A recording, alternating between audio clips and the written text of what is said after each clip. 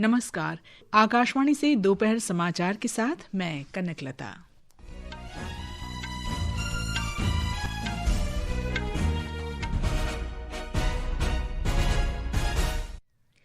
बिहार में कल होने वाले विधानसभा चुनाव के अंतिम चरण की तैयारियां पूरी।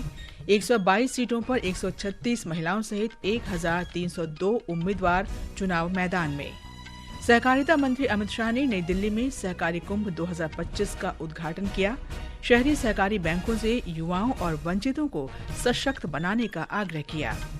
वित्त मंत्री निर्मला सीतारामन ने नई दिल्ली में प्रमुख अर्थशास्त्रियों की पहली बजट पूर्व परामर्श बैठक की अध्यक्षता की। जम्मू कश्मीर और हरियाणा पुलिस ने एक संयुक्त अभियान में फरीदाबाद में विस्फोटकों और हथियारों का बड़ा जखीरा बरामद किया। मुख्य आरोपी भी गिरफ्तार। और हॉकी इंडिया ने 25 नवंबर से सैंटियागो महिला जूनियर विश्व कप के लिए 20 सदस्यों की टीम की घोषणा की। अब समाचार विस्तार से।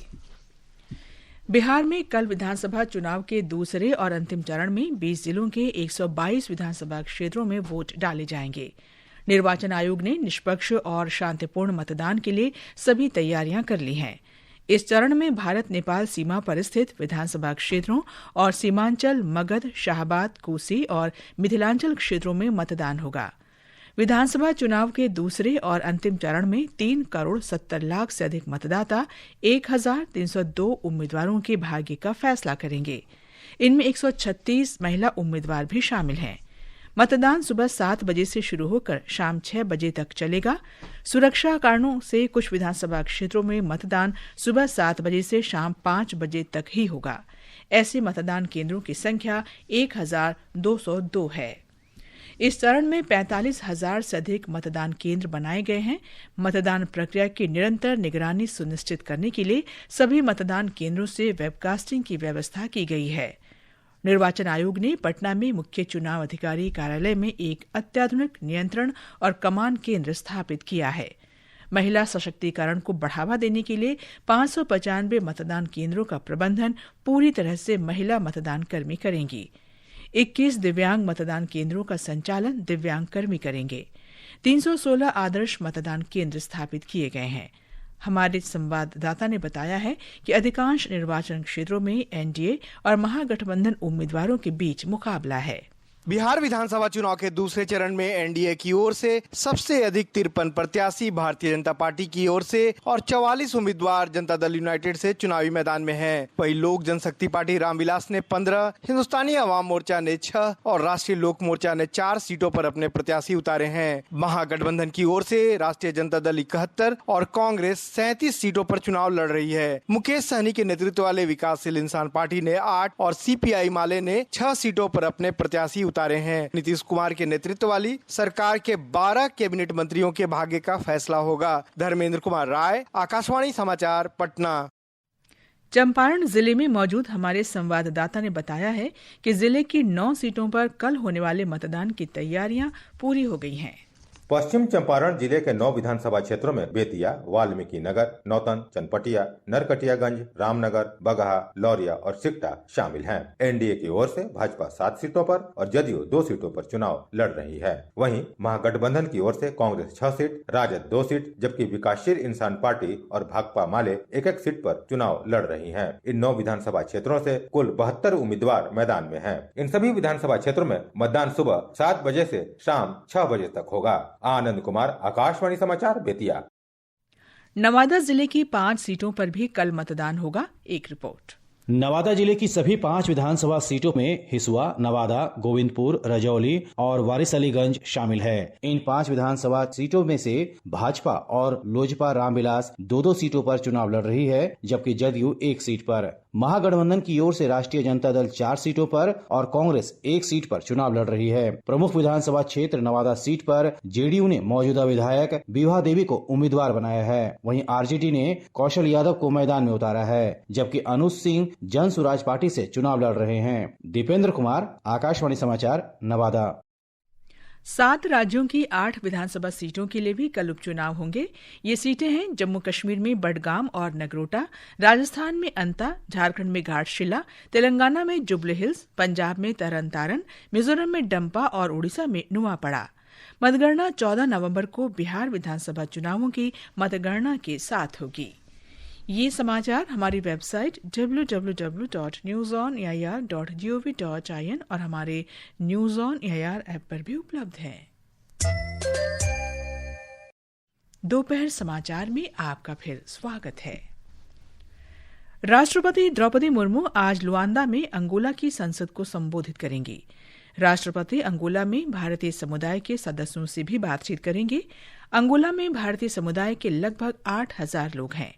राष्ट्रपति द्रौपदी मुर्मू 8 से 13 नवंबर तक अंगोला और बोत्सवाना की यात्रा पर हैं। वे कल अपनी यात्रा के दूसरे चरण में बोत्सवाना जाएंगी। प्रधानमंत्री नरेंद्र मोदी कल से भूटान की 2 दिन की यात्रा पर रहेंगे। इस यात्रा के दौरान श्री मोदी और भूटान के राजा जिग्मे खेसरा नामग्याल वांगचुक 1020 मेगावाट की पुनात सांगछो 2 जल विद्युत परियोजना का उद्घाटन करेंगे। भारत और भूटान ने इस परियोजना को संयुक्त रूप से विकसित किया है। प्रधानमंत्री भूटान के चौथे राजा जिग्मे सिंगे वांगचुक की 70वीं जयंती के उपलक्ष्य में आयोजित समारोह में शामिल होंगे और भूटान के प्रधानमंत्री छेरिंग तोबगे से भी मुलाकात करेंगे। गृह और सहकारिता मंत्री अमित शाह ने कहा है कि शहरी सहकारी बैंकों को महत्वाकांक्षी युवाओं और समाज के वंचित वर्गों को सशक्त बनाने के लिए आगे आना चाहिए।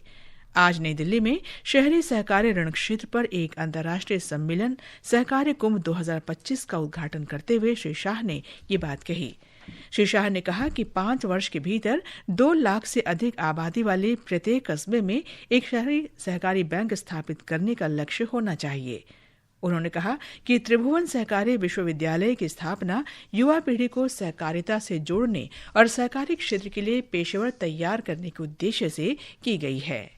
हमने त्रिभुवन सहकारी यूनिवर्सिटी बनाई है जो नए प्रोफेशनल्स तैयार करेगी, जो कोऑपरेटिव सेक्टर की हर प्रकार की जरूरियात को पूरी करेगी। तो एक जनरेशन पूरी अमृत पीढ़ी की जो 2047 तक हमारे कोऑपरेटिव क्षेत्र को आगे ले जाएगी, उसको तैयार करने का हमने लक्ष्य रखा है।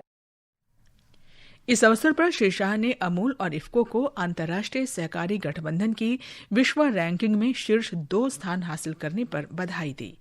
उन्होंने कहा कि इफ्को 93 लाख टन यूरिया और डीएपी का उत्पादन करके देश की हरित क्रांति का एक स्तंभ बन गया है।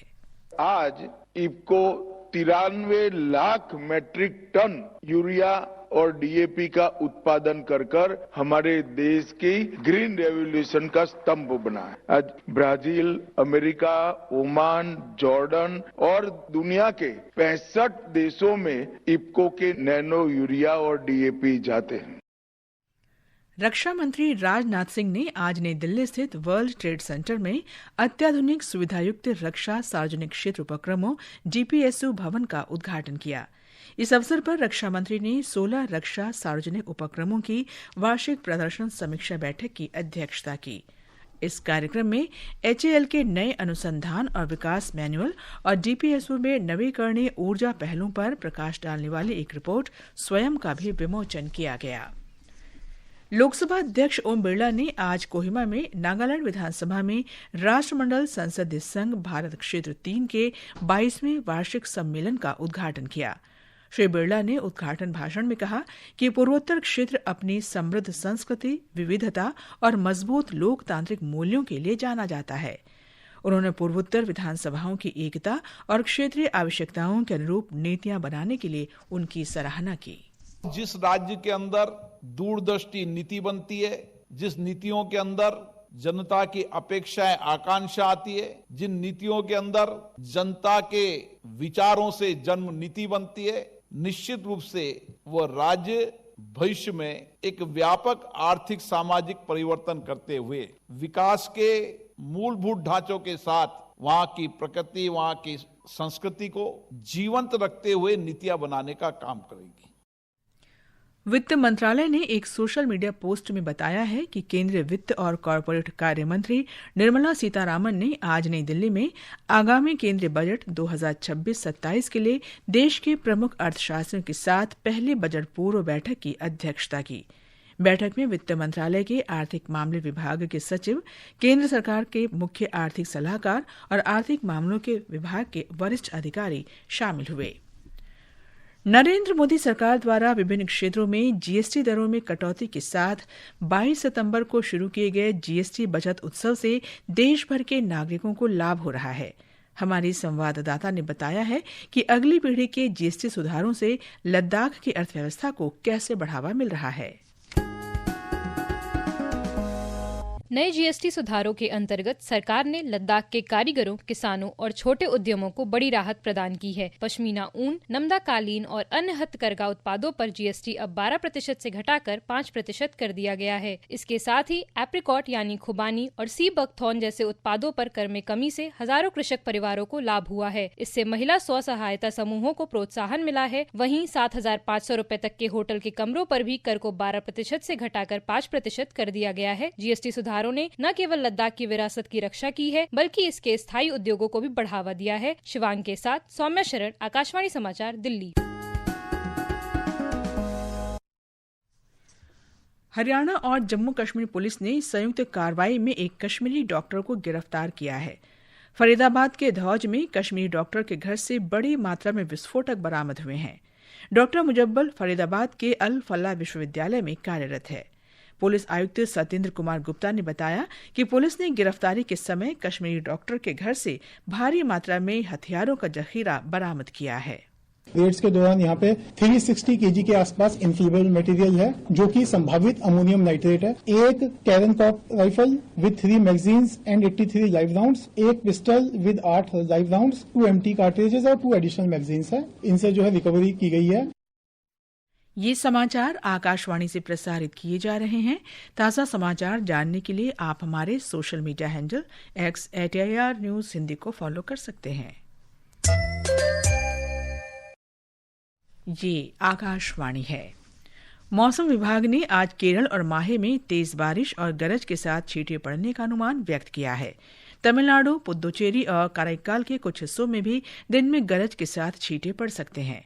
विभाग ने आज और कल छत्तीसगढ़, झारखंड और मध्य प्रदेश के कुछ हिस्सों में शीतलहर चलने का अनुमान व्यक्त किया है। इस बीच राष्ट्रीय राजधानी क्षेत्र दिल्ली में वायु गुणवत्ता बेहद खराब श्रेणी में बनी हुई है। आकाशवाणी का समाचार सेवा प्रभाग आज रात 9:30 बजे फोन इन कार्यक्रम पब्लिक स्पीक में वायु प्रदूषण से लड़ाई में सुरक्षित और स्वस्थ रहने के बारे में परिचर्चा प्रसारित करेगा। नई दिल्ली के अखिल भारतीय आयुर्विज्ञान संस्थान एम्स के चिकित्सा विभाग के पूर्व अध्यक्ष डॉक्टर SK शर्मा और एम्स के ही पल्मोनोलॉजिस्ट डॉक्टर सौरभ मित्तल इस दौरान श्रोताओं के प्रश्नों के उत्तर देंगे। श्रोता हमारे टेलीफोन नंबर 011-2331-0481 और 011-2331-4444 पर प्रश्न पूछ सकते हैं। घरेलू शेयर बाजार सूचकांक सेंसेक्स और निफ्टी आज बढ़त के साथ कारोबार कर रहे थे। सेंसेक्स 467 अंक बढ़कर 83,683 पर और निफ्टी 136 अंक बढ़कर 25,629 पर है। हॉकी इंडिया ने आज आगामी FIH महिला जूनियर हॉकी विश्व कप 2025 के लिए 20 सदस्यों की टीम की घोषणा कर दी है। ये विश्व कप 25 नवंबर से 13 दिसंबर तक चिली के सैंटियागो में आयोजित किया जाएगा। ज्योति सिंह भारतीय टीम की कप्तानी करेंगी। 20 सदस्यों की इस टीम में 18 खिलाड़ी और 2 वैकल्पिक खिलाड़ी शामिल हैं। भारत को जर्मनी, आयरलैंड और नामीबिया के साथ पूल C में रखा गया है। टीम को भारतीय कोच और पूर्व फील्ड हॉकी खिलाड़ी तुषार खांडकर प्रशिक्षित करेंगे। अंत में मुख्य समाचार एक बार फिर। बिहार में कल होने वाले विधानसभा चुनाव के अंतिम चरण की तैयारियां पूरी। 122 सीटों पर 136 महिलाओं सहित 1,302 उम्मीदवार मैदान में। सहकारिता मंत्री अमित शाह ने नई दिल्ली में सहकारी कुंभ 2025 का उद्घाटन किया। शहरी सहकारी बैंकों से युवाओं और वंचितों को सशक्त बनाने का आग्रह किया। वित्त मंत्री निर्मला सीतारामन ने नई दिल्ली में प्रमुख अर्थशास्त्रियों की पहले बजट पूर्व परामर्श बैठक की अध्यक्षता की। जम्मू कश्मीर और हरियाणा पुलिस ने एक संयुक्त अभियान में फरीदाबाद में विस्फोटकों और हथियारों का बड़ा जखीरा बरामद किया। मुख्य आरोपी भी गिरफ्तार। और हॉकी इंडिया ने 25 नवंबर से सैंटियागो महिला जूनियर विश्व कप के लिए 20 सदस्यों की टीम की घोषणा की। इसके साथ ही दोपहर समाचार का ये अंक समाप्त हुआ। नमस्कार।